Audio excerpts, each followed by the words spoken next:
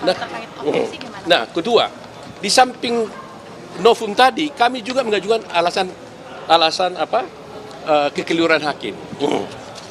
Begini ya, ini saya minta ini juga wartawan bisa menyebarluaskan informasi ini. Karena hanya dalam kasus Jessica inilah ada dituduh dia bersalah melakukan pembunuhan dengan racun tanpa korbannya tidak diotopsi. Semua pembunuhan di Republik ini pasti diotopsi. Kasus Sambo itu juga Brigadir J juga diotopsi. Kasus Vina yang 2016 pun itu juga dilakukan otopsi. Yang lain-lain juga dilakukan otopsi. Yang kemarin juga yang korban-korban ya Vina dan juga yang penjual goreng dan sebagainya semuanya diotopsi. Pertanyaan saya, kenapa hanya satu-satunya Jessica dihukum tanpa otopsi? Adil nggak ini? Adil nggak? Kenapa? Nah, oleh karena itulah saya sebagai pengajar, saya mengajar kepada mahasiswa saya. Setiap mahasiswa saya bertanya, apakah otopsi mutlak diperlukan terhadap pembuktian seseorang mayat seseorang yang mati di luar sakit tapi mati tiba-tiba apalagi dengan racun, apakah diperlu otopsi? Saya selalu katakan mutlak diotopsi. Dan tanpa otopsi tidak ada case, no case ya without otopsi. Karena otopsi itu dipakai untuk alat untuk pembuktian di pengadilan, ya kan? Nah, oleh karena itu sampai sekarang Mahkamah Agung kami sudah meminta berkali-kali di dalam memori kami hendaknya membuat suatu keputusan. Apakah memang otopsi itu mutlak diperlukan? Apakah otopsi ini boleh tanpa diotopsi bisa dinyatakan dia mati karena racun? Dan diketahui pula lagi matinya karena sianida. Ini buat kita mungkin biasa, tapi bagi hukum, bagi keadilan ini sangat penting.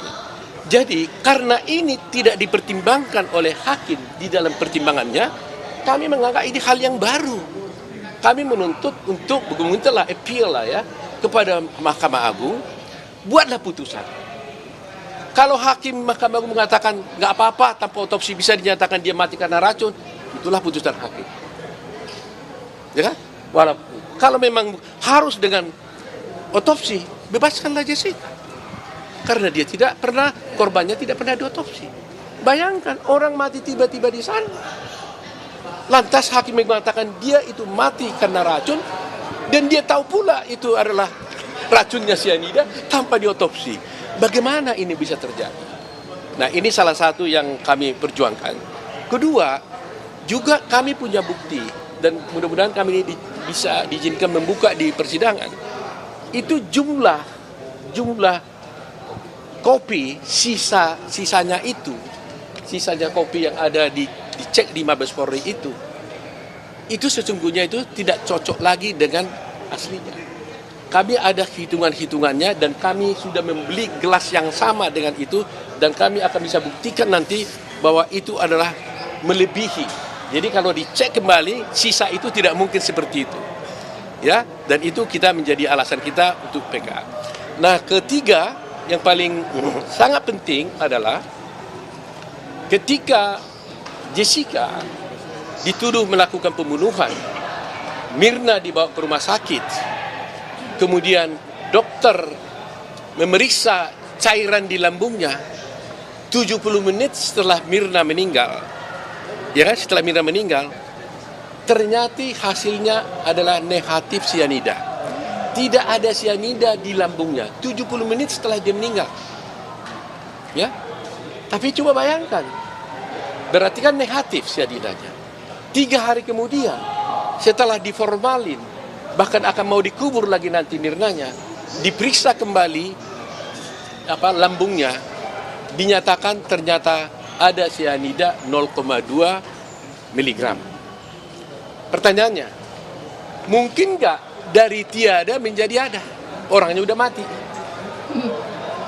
Kalau orangnya sudah mati, Maka dari adanya, kalau ada tadinya di sana cyanida, bisa hilang karena sudah mati karena waktu. Tapi kalau umpamanya dia sudah mati, di sini adalah cyanidanya tidak ada, diperiksa 70 menit, 3 hari kemudian kok ada, itu dari mana jalannya? Bagaimana bisa dari tiada menjadi ada?